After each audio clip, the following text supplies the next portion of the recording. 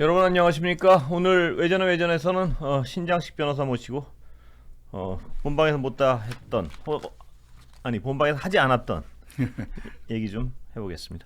기다리셨습니다. 네, 안녕하세요. 자, 한참 잊혀졌던 얘기인데요. 네, 이른바 날리면 그게 소송을 제기했습니다. 외교부에서.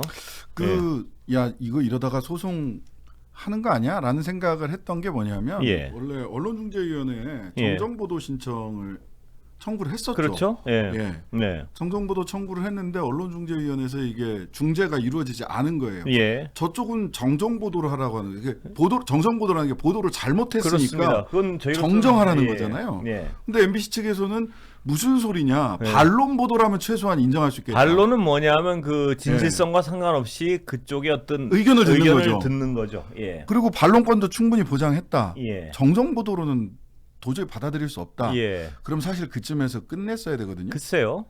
근데 이게 누가 들어도 하여튼 소송으로 가지고 갔어요. 예. 소송으로 가져갔는데 예.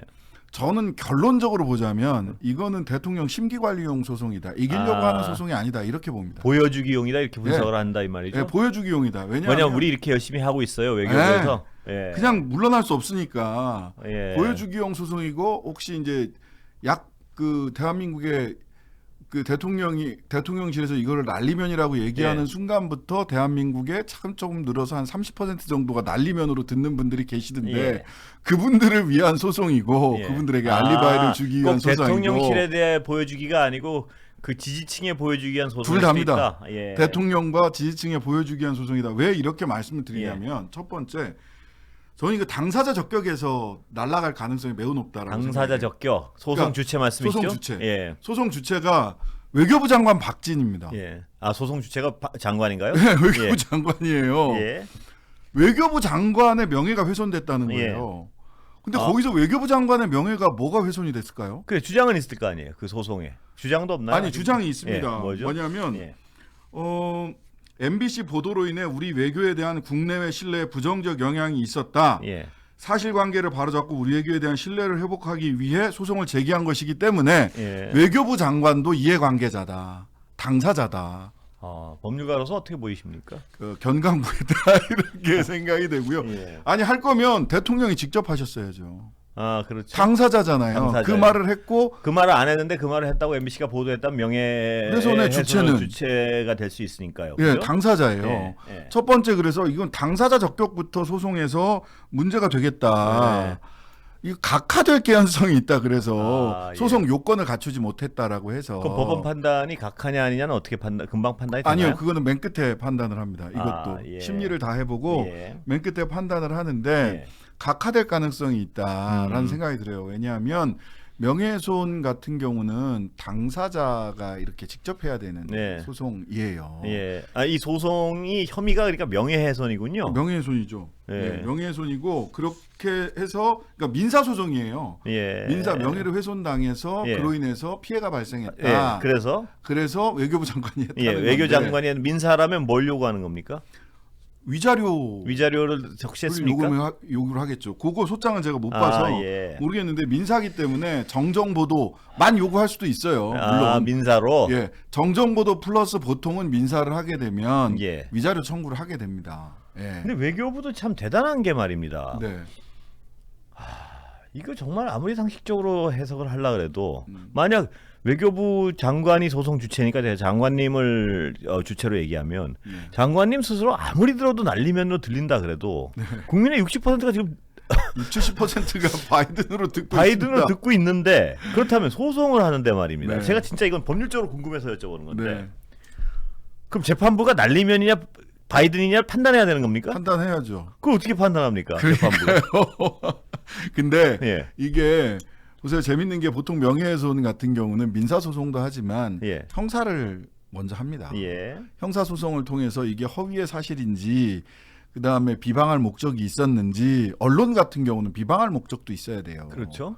그리고 이게 공익을 사실상 이게 사실이 아니라고 하더라도 공공에 대한 이익에 관련된 사안이라서 충분히 확인 취재를 통해서 했다면 그것도 형법상 처벌을 못 받습니다. 근데 이거는 형사 고발을 안 했거든요.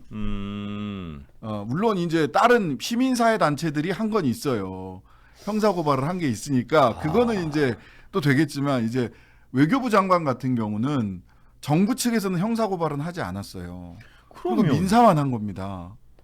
아니 좀 잘 이해. 그럼 아니 정부는 알겠고 아까 저 우리 신 변호사께서 뭐 보여주기시다 이렇게 해석을 한 데 대해서 제가 뭐 이쪽이다 저쪽이다 토는 안 달겠습니다. 네네. 그런데 전 재판부가 걱정인 게요. 이거 어떡합니까? 이거 어떻게 재판을 진행합니까? 그래서 제 생각에는 이 재판은 굉장히 늘어질 것이다. 아 그렇다고 각하시키긴 또 예. 부담이 있고 정부가 제기한 건데 늘어질 가능성이 높다. 물론 뭐 1심 재판부가 어느 분이 되느냐에 따라서 그냥 이거 사실은 단순한 재판이거든요. 예.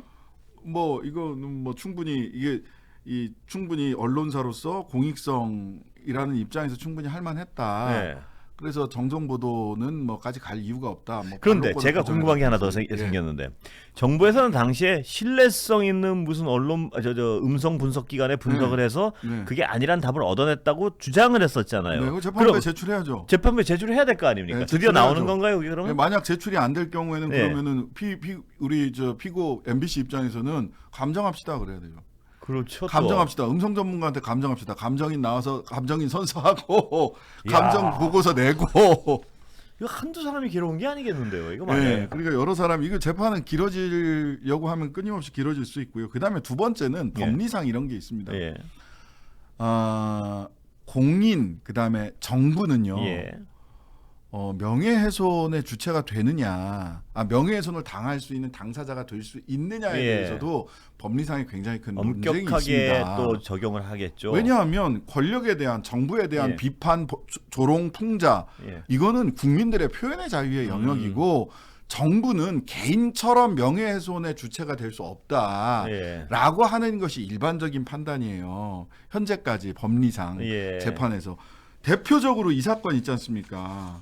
광우병 피디수첩 사건. 그것도 MBC가 주체였고 당시에 정운천 정부 자체가 원래는 MBC라고 하는 언론사나 어느 회사 어떤 법인도 전부 다 명예훼손의 주체가 될 수 있어요. 저 회사는 무슨 뭐 악덕 회사야, 내지는 뭐 빨갱이 집단이야 이렇게 얘기하면 명예훼손이 대상이 될 수 있습니다. 하지만 정부는 일반적인 회사나 법인과 다르다라고 하는 거고요. 그러다 보니까 당시에 꼼수를 써가지고 정운천 당시 농림부 장관, 그 다음에 그쪽에 국장, 그 PD 수첩에서 광우병 얘기를 했을 때 이런 개인에 대한 명예훼손이다라고 해서 PD 수첩을 고소 고발을 했던 겁니다. 나름 그때 그래서 얼마나 대단했어요. 압수수색 MBC 다 압수수색하고 심지어는 제 기억으로는 김보슬 PD인가요? 결혼식 앞두고 있는데 긴급 체포했어요. 그런 일들이 있었잖아요. 그랬는데 그거 대법원 가서 다 무죄됐습니다. 그렇죠. 2011년에 대법원에서 확정 판결이 났어요. 무죄됐습니다.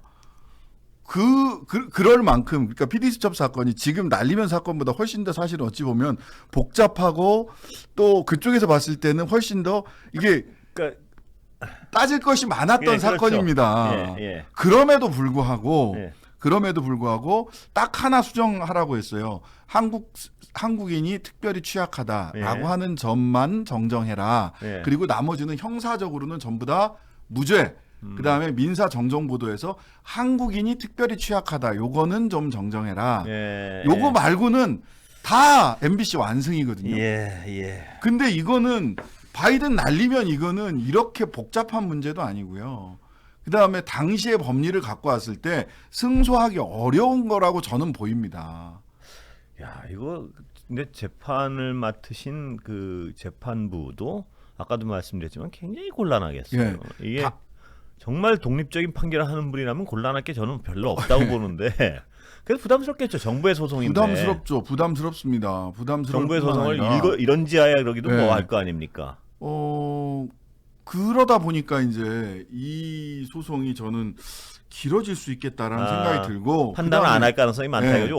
오랫동안 판단을 안 하고 길게 무슨 뭐 감정 절차도 굉장히 길게 하고 그다음에 뭐 재판부가 또 2월달에 보통 2월 3월에 지금 소송은 났지만 2월 말에는 또 이렇게 재판부 변경되거든요. 또 떠넘긴다 이거. 이게 이제 재판부가 그때가 원래 정기 인사 이동이에요. 그럼 지금 미리 판단할 가능성은 제로에 가깝겠네요. 제가 보기에. 뭐 거의 없습니다. 제가 보기엔 그렇고요. 근데 그럼에도 불구하고 요게 이제 보여주기도 있을 뿐만 아니라 한 가지 더 있죠. 소위 이런 소송을 전략적 봉쇄 소송이라고 합니다. 전략적 봉쇄 향후의 소송. 어떤 그 비판적 보도를 하면 우리는 나선다, 소송한다. 그리고 적어도 몹시 귀찮게는 군다. 그럼요. 몹시 귀찮게 굴 수 있는 거죠. 그러니까 지금 뭐 뉴스타파 같은 경우는 소송 들어온 게 정부나 또는 그 소위 권력을 가진 분들한테 또 검사들한테 특히 소송 들어오는 게 10개가 훨씬 넘고 거의 뭐 20개 가깝고 근데 다 이기고 있거든요. 다 무혐의 되고 하고 있는데 여기에 들어가는 소송 비용만 해도 수천만 원인 거예요. 방어를 하더라도 소송은 방어를 해야 되니까 특히 형사소송, 민사소송은 그나마 소송 비용을 좀 일부라도 돌려받을 수 있는데 승소를 하면 형사소송 같은 경우는 소송 비용을 돌려받을 수도 없고. 그건 못 돌려받습니까? 네, 그렇습니다. 형사소송은 그럼 국가가 예를 들어서 하면 국가에서 돌려받아야 되는 거 아닌가요? 예를 들어. 그러니까 무슨 뭐 이 영어의 몸이 됐다거나 인신은 구속됐는데 아니 그게 아니고 잘못된 주장을 해서 무죄 판결하면 거기 대응하느라고 쓴 비용 같은 건 원래 못 돌려받나요? 돌려받지 못합니다. 그냥 무죄가 되는 거예요. 그래요. 그러니까 근데 나중에 무죄가 됐는데 보니까 내가 실제로는 유죄 판결을 받고서 감옥에서 뭐 몇 년 이상 있었다거나 이런 경우에는 보상을 받을 수 있는데 다시 민사를 해야 돼요. 그 보상을 받으려면요. 다시 민사를 해야 돼요. 형사 과정에서 얼마나 내가 고통스럽고 얼마나 비용이 들었고 이걸 하려면 다시 민사를 해야 되는데 쉽게 인정되기 어렵습니다. 인정되기 어렵기 때문에 얼마나 귀찮고 경제적으로, 시간적으로, 정신적으로 필요한 일입니까? 국가를 상대로 해서 소송을 한다는 게. 그러니까 이런 거에 바로 이제 전략적 봉쇄 소송의 효과가 있는 거죠. 그러니까 저는 이 소송이 승소하기 위해서 하는 소송이라기보다는 대통령실에 우리도 뭔가를 하고 있다. 지지자들에게 당신들이 난리면으로 들은 게 잘못된 게 아니다. 그다음에 마지막으로는 언론을 향해서 전략적 봉쇄 소송의 칠링 이펙트를 가져오기 위한 소송 외적인 목적으로 제기한 소송 아니냐. 사실 이러면 안 되거든요. 그렇죠. 국가기관인데요. 소송을 소송 외적으로 사용한다라고 하는 것 자체가 사법정의에 어울리지 않는 겁니다. 그렇죠. 당연히 그거는. 사법부에 부담만 주는 거잖아요. 그게 돈 많은 분들이 자신이랑 적대적인 위치에 있는 사람들 괴롭히기 위해서 민사를 남발하고 뭐 그런 거는 자기 돈으로 자기가 하니까 그렇다 쳐도 국가가 국민을 예를 들어서 부담을 주기 위해서 소송을 한다는 의혹을 받으면 안 될 것 같은데요. 자, 박진 의원이나 지금 박진 외교부 장관이나 이런 분들이 작년으로 테이프를 조금만 시간을 좀 당겨보세요. 당시에 민주당 쪽에서 언론관계법 한다고 했을 때 여기에 이제 소송 징벌적 손해배상을 뭐 3배에서 5배 정도로 해서 징벌적 손해 민사 형사가 아니라 민사로 언론의 책임을 묻는 방안을 추진을 했을 때 박진 의원을 비롯한 국민의힘 의원들이 이게 돈 많은 사람들이 전략적 봉쇄 소송을 통해서 언론을 길들이려고 하는 언론들을 귀찮게 하는 걸로 쓸 거다. 지금, 저 의도하지는 않았지만 그 논리가 지금 제가 하는 얘기 아닙니까? 그랬단 말이에요. 근데 이걸 국가가 한다? 그런데 작년에 그 법안은 사실 굉장히 분명한 경우만을 그럼요. 완전히 사실을 완전히 알고 왜곡했을 때, 거짓말을 했을 때, 뭐 고의 플러스 알파, 악의적으로 했을 때, 악의적으로 고의를 이런 굉장히 분명한 기준이 있는데, 이건 그것도 아니잖아. 이번 저희의 그 날리면을 악의적도 아니고, 뭐 물론 제가 보기에는요, 왜곡도 아니죠. 왜냐면 많은 분들이 같이 들었으니까 우리 그렇다면. 제가 여기서 하도 많이 해서 그 얘기 또 안 하려고 해요. 그럼 다른 언론사들은 왜 안 건드리는 거예요? SBS 주영진 앵커가 화냈잖아요. 우리 됐는데 왜 우리는 아무 말도 안 하냐고. 아니 왜? 참. 그래서 그렇습니다. 뭐 전 그 정도 3가지인 것 같아요. 대통령실에 우리도 뭐 하고 있다. 여전히 지지자들에게 당신들 귀가 잘못된 게 아니다. 마지막으로는 사실은 그런 전략적 봉쇄 소송. 이게 가장 저는 나쁜. 앞에 부분은 좀 뭐 그런데 이게 저는 이제 뭐 이건 너무 어떤 단순한 일이라서 그런데 재판부가 만약 제대로 판결을 한다고 하면요, 전문가가 이거를 듣고 판별을 할 사람이 제 보기에는 그걸 구하면 되는데 국가가 소송하니까 안 나설 거 아닙니까? 전문가. 얼마나 부담스럽겠습니까? 안 나서겠죠. 뭐 누가 나선다고 그럼 아무도 안 나서면 어떡 합니까 이거? 그럼 뭐 감정이 계속 지연되는 거죠. 그럼 판결 불가인가요? 그럼 계속 판결 불가는 아니고 어쨌든 간에 계속 뒤로 재판이 늘어지겠죠. 그러니까 전문가들이 나서면 괜찮은데 그러면 아니 정부에서는 이렇게 이러이러한 어떤 과학적 판단을 얻었다고 주장을 했으니까 그걸 안 내밀면 저는 이런 부분까지를 고려하고 있는 게 아닐까 싶어요. 뭐 이게 유튜브니까 이런 얘기까지 뭐 내부 사정이라서 제가 뭐 잘 알고 있는 것은 아니지만 3월달에 그 MBC 사장 선임 건이 있고 그다음에 8월달에 되면 한상혁 방통위원장이 임기를 종료하고 그다음에 박문진 소위 MBC의 최대 주주라고 할 수 있는 박문진 이사진도 8월경인가요? 이때 이제 교체가 시작되면 여당에 어느 정도 이렇게 됐을 때 이런 과정에서 말하자면 청구를 인락하는 방법도 있습니다. 그러니까 피고가 MBC 측에서 알아서 알겠습니다 하고 정정 보도를 하는 판결이 가기 전에 그러니까 이런 것까지 생각을 한 게 아닐까라는 의구심도 가지고 있어요. 즉 법리상의 법정에서의 법리적인 논쟁뿐만 아니라 힘을 쓰는 거죠. 법정 바깥에서 MBC에 대해서 최대한 어떤 권력의 힘을 과시하거나 MBC가 스스로 뭔가 이 사태를 좀 정돈해 주기를 바라는 것까지를 포함을 해서 소송을 내지 않았을까. 이게 법정 공방만으로 본인들이 승소할 수 있다라고 확신한다면 저는 그 변호사는 어느 분이 법률 자문을 했는지 모르겠지만 그 변호사님은 글쎄요. 독자적인 법리를 가지고 계신 게 아닌가 싶거든요. 그런데 그 원래 이 논쟁이 있었을 때도 참 서글펐고 MBC로서는 정말 답답함도 있었고 이랬는데 그래서 이제 사실 일단락 된 거 아니겠습니까? 왜 사실상? 근데 정부가 나서서 이거 소송을 한다는 행위 자체가 그 목적성이 빤한 것 같은데요 보면 그게 너무나 안타까운 거예요. 저희로서 보기에는 이게 안 그래도 일단락 정부로서는 국정 주체로서의 어떤 여러 가지 타격을 받은 것도 분명한 사실인데요. 여론조사로 나타나는 거 아니겠습니까? 이거.